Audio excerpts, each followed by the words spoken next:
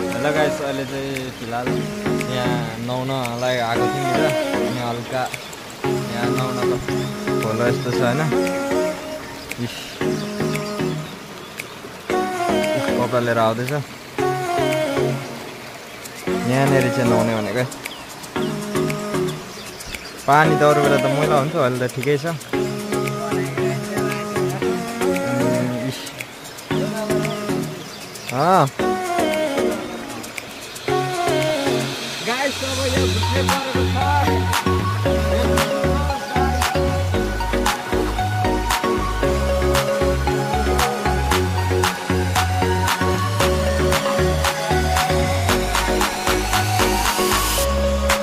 छिटो घुस न, घुसिहाल न कमरा।